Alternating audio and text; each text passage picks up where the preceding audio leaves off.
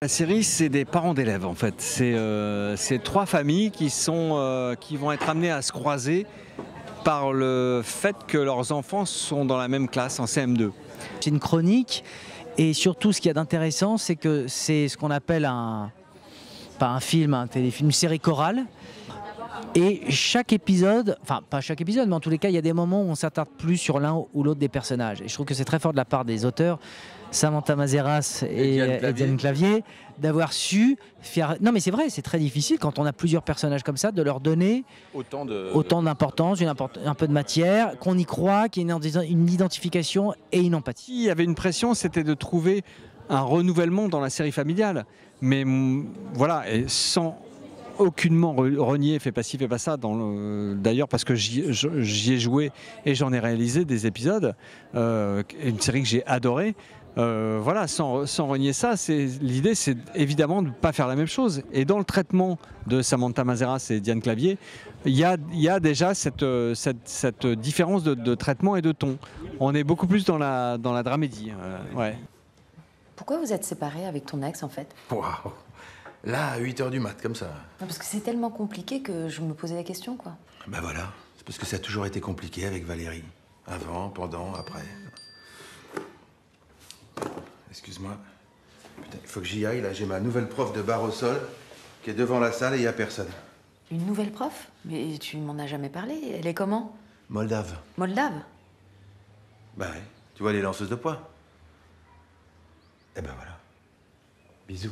On aborde des sujets de société, voilà, un peu pompeux comme terme, mais à travers ces personnages, mais de manière très, je trouve très réaliste, très authentique, et parfois, dans les séries, on essaie de se raccrocher à l'actualité, au sujet de société, pour montrer qu'on est moderne, qu'on est dans l'air du temps. Et là, je trouve qu'il y a quelque chose de très vrai, très authentique, qui fait que ça fonctionne. Mais tu as quand même un casting d'acteurs, alors ils ont fait autre chose.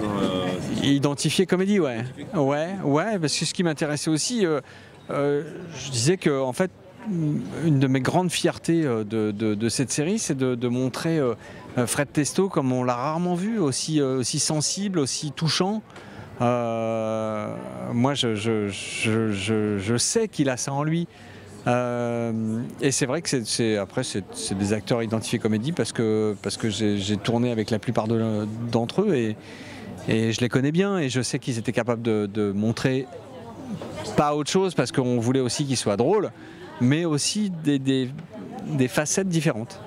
Et c'était une évidence de jouer dans ta propre série? Non. Non, c'était pas une évidence, c'était... Généralement, quand tu mets en scène, il y a toujours tu passes toujours devant le caméra. Non, parce que dans les Fais pas ci, j'avais pas joué, dans Péplum, j'avais pas joué, dans Chamois, j'avais pas joué. Non. Si dans mon film, j'avais joué un tout petit truc. Non, j'ai été poussé par les producteurs qui m'ont dit nous on te voit bien dans ce rôle-là, voilà. Et donc en fait c'était déjà une marque de confiance de leur part que de me proposer ça, alors que réaliser les 6 épisodes, ils savaient bien que c'était pas évident.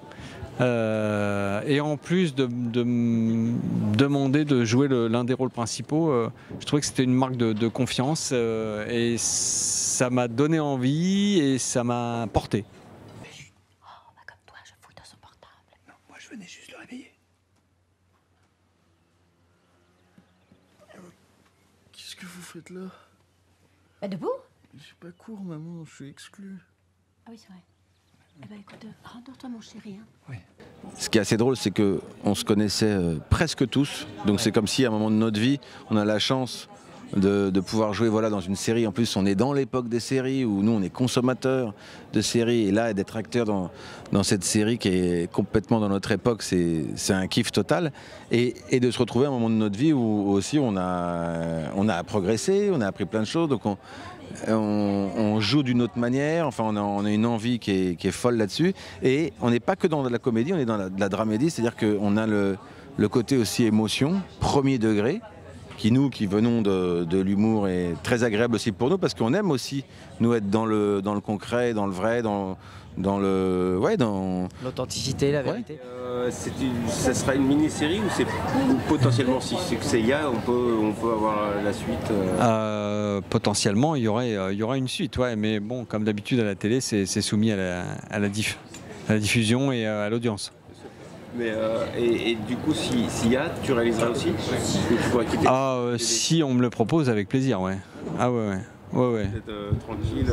Non, parce que je sens aussi dans l'équipe d'acteurs qu'il y a une espèce de confiance qui s'est installée et qu'ils ont envie de nous dire, qui me disent allez, emmène-nous, embarque-nous, nous on te fait confiance, on y va.